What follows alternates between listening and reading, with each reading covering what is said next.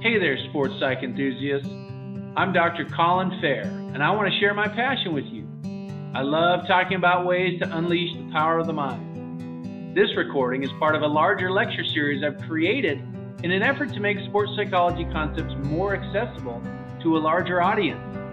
The information contained in this series is especially well suited for students of sports psychology and is presented in a way that makes for easy listening for all. Welcome to Sports Psych Concepts.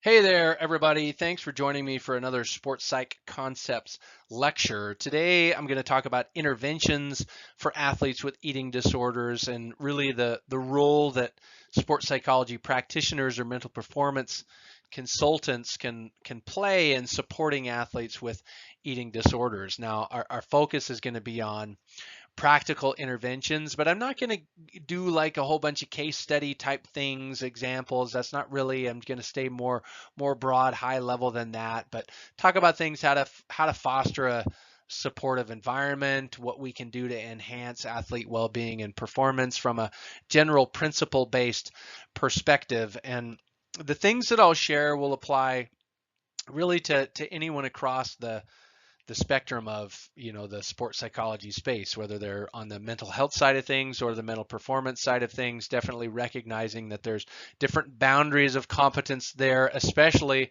working with this particular population, making sure that we're staying within our area of specialty for sure, but then also recognizing that we can have an important role to play with these individuals. So with that, let's jump into the presentation.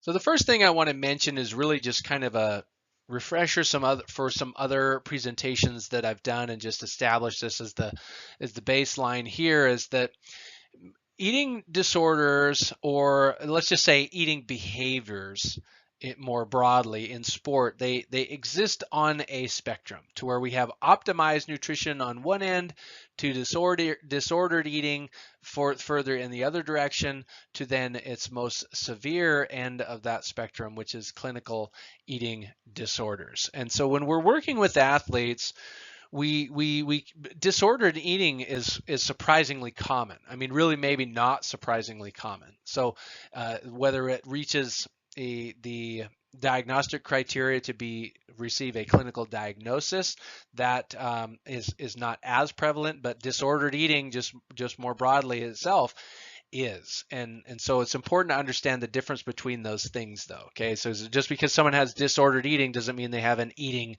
disorder. The eating disorders are very distinct. They have definitions. They're severe medical and psychological conditions that in many instances can have life-threatening consequences. Anorexia nervosa being the classic example there, particularly high risk for mental health and suicide compared to to poor mental health and suicide compared to non-athletes. Okay, so athletes, they have unique risk factors that put them at higher risk for these things. That sport specific pressures, there's body ideals, thing that they're trying to live up to, that contribute to that vulnerability. And as a sports psychology practitioner, mental performance professional, we have a crucial role to play in this if we indeed have the competence in these areas and have access to these athletes. But within that, there's always a collaborative approach, right? So you're thinking about interventions and specific things that you're going to do. So this also fits within the broader treatment criteria of considerations that we need to take in place. But if we're going to try and choose specific interventions, we want that to be a part of a collaborative approach as well. So we're not working on an island, because these eating disorders or disordered eating behaviors, they often have more far-reaching complications than what we can just address on our own. There's very physiological ramifications that can be medical conditions. And so we can be a part of that but we also may work with a physician, dietitian, some sort of nutritionist specialist, and some other people on the team. And the team approach, it's really a foundational a way to go about this when we're putting together interventions. We got to make sure, though, with that there's really good communication. Everybody understands what the athlete needs, but then we're also recognizing a commitment to confidentiality as best we can within the limits of that within these types of situations. So that should be something addressed as part of the informed consent process, and then it's ongoing. Okay, but ultimately the goal here is we're trying to prioritize the athlete's health and their well-being over them being a competitive athlete or some sort of economic thing to the college or the pro sports team or any other considerations. We're all in this to try and protect the athlete and their health above anything else. So keeping that in mind should guide the interventions that we choose. Now, a key component of any sort of intervention, or at least the effectiveness of an intervention, is how early we can identify what it is that is going on. We can identify that there's some disordered eating behavior or something, so it doesn't become so ingrained. But we can face some significant communication barriers with that. One way to describe that is there can be this communication tension. Like athletes often want to discuss, they want to talk about their struggles, but they're afraid of the stigma, the shame, or any blaming, or being perceived as weak. Athletes deal with that a lot, and so that can prevent them from opening up. And then at the same time, coaches and other sport professionals, they may be hesitant to talk because they lack the confidence or the knowledge to even identify or broach the topic, because they don't want to make things worse, right? It's like, well, I want to be ethical too. I don't want to make it worse, so I'm just not going to go there. But what that does is it creates a culture of silence that allows these disordered eating behaviors to go on unaddressed and potentially worsen. So this is why it's so important to be educated on the things and have an awareness so we can identify those things early and then have the confidence to talk about those things and communicate them so this does not happen. Now, an interesting thing to think about as we're building up toward some more specific discussion on interventions is what function does disordered eating serve for the athlete, the behaviorally, right? Because it's just behaviors.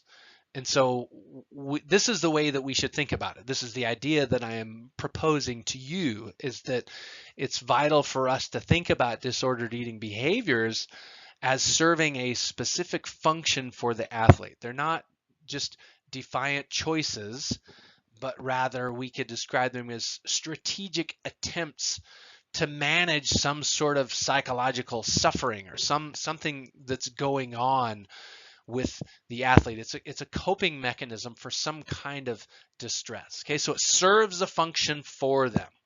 And some of those common functions would be, well, it provides them a sense of control. I don't have control in other areas of my life, but I have absolute strict control over what I put in my body, right? Or I don't really feel safe out in the world, but I feel safe in this little area right here because I have control over it.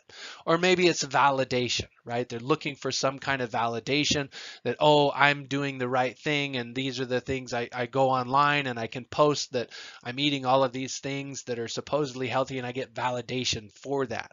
So I could be serving that function. Or it's just maybe just a means of self-expression when other avenues in their life feel unavailable. Okay, so in other words, these behaviors really are driven by automated sort of protective mechanisms, making them deeply ingrained. So for us, recognizing this underlying function is crucial, because the interventions that we design must address why the behavior exists rather than just trying to stop it. Okay, so this is a foundational idea to understand when we're coming up with interventions. Like, well, what is at the core? We still have to address that. That's what we're targeting, not just, oh, we need to stop this behavior, because then if they stop the behavior, now they're not meeting whatever that coping mechanism, whatever that function was. Now that's no longer met, that need that they were feeling. And if our intervention doesn't address that, doesn't replace that with something that's more adapted, that's more, we'll use the word healthy there, then it may not actually be an effective intervention. So what can we do to promote, let's just use the example of athlete control, okay? And then we want to loop in, or I'm going to loop in this confidentiality piece as a related idea here. But athletes will express a strong desire for support that is tailored to their unique needs and athletic identity. Okay, so they don't want a cookie cutter approach. They want custom approach. They want it to be individually tailored to them. And so an important part of that is confidentiality. Because if athletes are fearing the negative impacts on their careers or perceptions from coaches and teammates, then that is they're not going to feel as confident in the process. They're not going to feel like they have as much control. Okay, so they prefer resources that offer a sense of control and independence over the pace of the intervention, the degree of engagement. We don't want it to be top down. We want them to be involved in the process. Okay, and so this preference that they have for these self-led sort of confidential resources, particularly for early intervention, can help them overcome the stigma and the reluctance that's often associated with seeking help in the first place, right? Which can be a challenge for us to have to try and overcome that. So that'll empower the athletes to take the first steps toward recovery if we are including that in to the approach, just the guiding principle. Okay, so that's everything that I've mentioned up to this point, and we're serving a particular function. We keep this in mind. This is just one specific aspect that can get us some positive headway right away. So what are some psychological interventions that we can use? So this is something that I've mentioned in another presentation on just the treatment approaches, treatment considerations. So there's some overlap here, consistency with that. But the tools that we're pulling from, they need to be evidence-based. Okay, and they come from the psychotherapeutic world primarily, and this is actually a limitation in this area, is that there's not as much sport specific thing, but so we can call it evidence informed for sure. But things like cognitive behavioral therapy, dialectical behavior therapy, acceptance and commitment therapy, right, or enhanced cognitive behavioral therapy, which is directly targeting the distorted thoughts and behaviors that are a part of eating disorders. And so these are the types of things that we're talking about. So you think about cognitive behavioral therapy, it can be cognitive restructuring or reframing of how athletes have irrational or distorted thinking patterns. And so we can identify, well, so this would be an example with an athlete. Okay, well, what is it that what is a thought that you have before you make a decision to eat a particular food, or go through you're about to purge after you ate, or those sorts of things, right? And so you'll have these things that come up that might be based in fear, or they want to have a sense of control, or whatever, all of those different things. And then you